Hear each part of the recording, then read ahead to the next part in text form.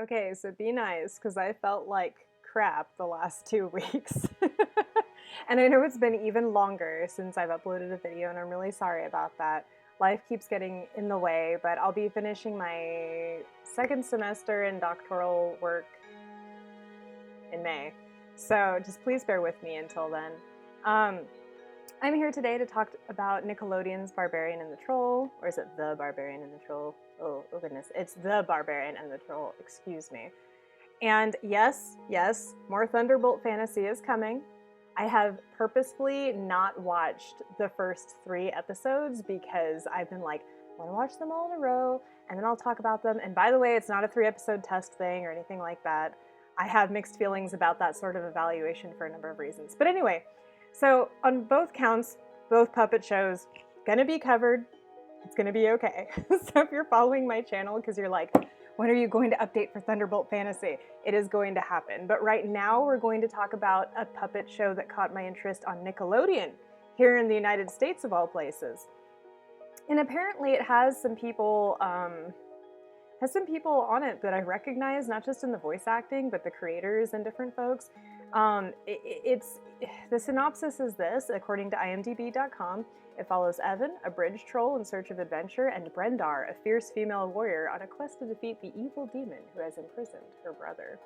So, let me just say right off the bat that this show is not going to have the same level of battle, like the battles being as impressive as Thunderbolt Fantasy, but the dialogue has certainly been a delight and a treat, and I'm just like excited about the fact that we even have like now 2 shows like this to talk about, which is so wild. I would have never thought that a few years ago when I first started watching Thunderbolt Fantasy, which is of course Taiwanese, Japanese co-production, and then now here in the States we have one, I'm forgetting who it is, but I read that at least one of the people on this has worked with Jim Henson in the past, and I'm like, oh my gosh, you know, me being a child of like the late 80s, early 90s, being all excited about that sort of thing. So what you're gonna get in this show, just from the first few episodes alone, we're on episode 3. Again, not gonna do the 3-episode test type thing, it's just not me, for reasons.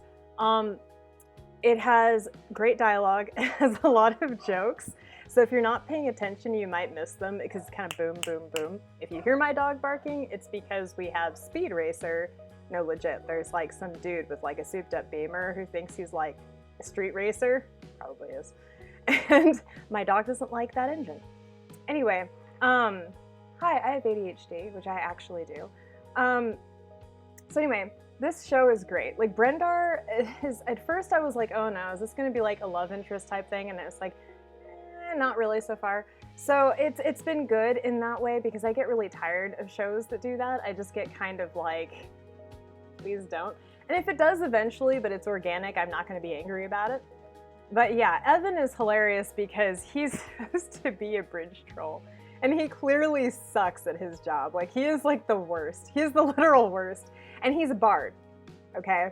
So this is great too because I was watching The Witcher on Netflix before, and I'm getting like the kind of, let me just put it this way, Evan is a really great bard in that you're just gonna be like, why are you like this? But in a way in which you're gonna have fun with it. Now, there are some people who will find his singing cringy and just be like, make it stop. But given that I'm a person that normally when that happens in a show, I'm like, please don't. I'm actually just kind of like, please do. I'm excited to see what in the hell you're going to sing about. And like, I didn't think that would happen. Like, again, I'm not a person that likes that. And I mean, like, it's not that I hate musicals or anything. I don't. I just, yeah. But he gets better at singing, so like, bear with him. And Brendar, again, is somebody whose voice you're going to recognize. If you haven't already, if you saw commercials, you will recognize her voice. I'm not going to spoil who it is. Don't look it up. Just go watch it. And just the opening sequence of the first episode with Brendar really reminded me of Monty Python and the Holy Grail. It did, because it's like this whole clouded kind of message, and like it's up in the clouds and it looks very holy, you know, and or celestial, you know, very, very, very like just so. And it's just, of course, her life goes to hell in the first episode. And Evan, he just decides, he's like, oh, look at that. Spoilers, bridge on fire. Now have to go on adventure.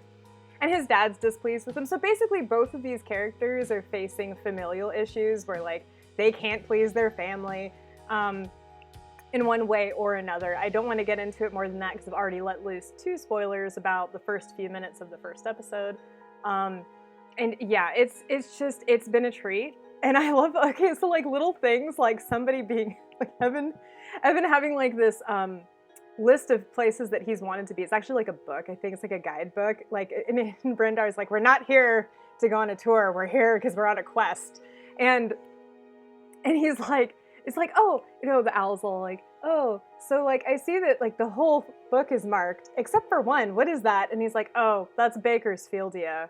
In other words, nobody wants to go to Bakersfieldia. And me having spent most of my life in Central and Northern California in the Central Valley, that is like an ultimate Central Valley of California joke.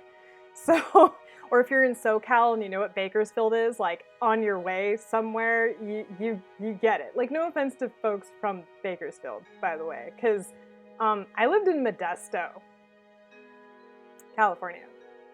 Yeah, so I don't have any right to be rapping on like anybody. But that's kind of, it's great. It's little things like that where there's just, again, joke. And good writing. It's good writing. It's fast-paced, tends to be witty. Sometimes it's a little like, because there's like a pun, and you're just like, please no. But I think all of us, wow, unless you violently hate puns so much that you've kicked out anybody from your life who makes them, which I guess would be valid, I don't know. But like, there's always like that one person you know in your life who does make puns.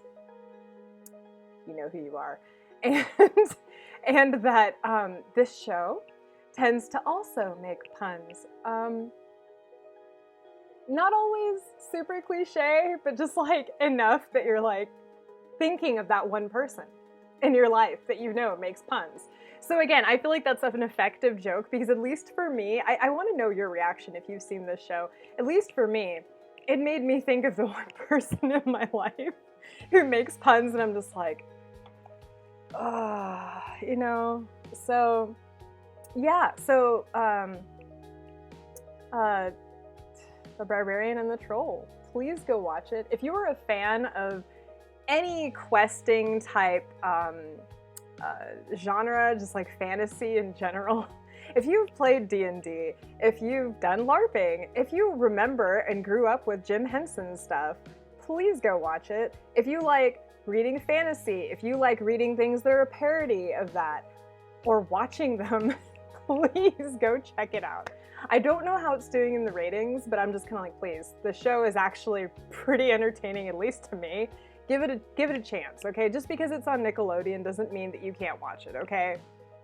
For crying out loud, SpongeBob is on Nickelodeon, and I know for a fact that there are millennials in their 30s that aren't just me who watch that show. So you can watch this show. So go check out The Barbarian and the Troll on Nickelodeon, and tell me what you think in the comments below, whether you've seen it now or you're going to watch it after I've recommended it. So that's just about does it. Oh my gosh, it's under 10 minutes. It's a miracle. Where's that nice holy music when you need it? I'm going to be hopefully upgrading my computer over the summer, because Lord knows it needs it, you can tell. And if I look worn out, it's because I am. That second dose of the vaccine kicked my ass. I'm fucking tired. Also, I'm a person with a disability, so the reason why I got it was related to that. Plus I have other issues like chronic pain. Oh, I don't know, having a screw in my T12 spinal canal area that could eventually make me paralyzed from the waist down. Who knows? Exciting shit like that. And remnant scoliosis. So yeah, I have like shit going on, so when I get a vaccine or something, I'm like, oh no. You know, like I'm like, oh no. But I went to go get it and it was fine. Just like, if you don't believe in that stuff, I don't want to hear it. I'll stop talking about vaccine now, just to be nice. But seriously, speaking as a person with disability, not going to think that you're a real I don't even want to say like good. I'd say I don't even think you're a decent human being if you don't consider it. Now, if you're nervous because of things like the blood clots and blood clots run in your family, and that's been a thing that you're like freaked out about, I guess I'll give you a pass on that because it's a legit problem in my family too. But all of us got Pfizer. We didn't get J&J or anything like that. And I had friends that got J&J and they've been fine. And some of them also have pretty serious health problems. Okay, so they've been fine. Doesn't mean it was fun from the 24 to 48 hours from them after they got it. But hey, that's better than, you know. So take what you can get if you want it. All I'm gonna say. Done with my PSA, getting down off my soapbox. Seriously, please go and have fun. Watch some shows that you like. If you don't like The Barbarian and the Troll, find something you do. Because this whole damn thing has illustrated that life is far too short and we need to enjoy every minute of it. Right. So take care as you're able. This is Kelly with Eclectic Entries.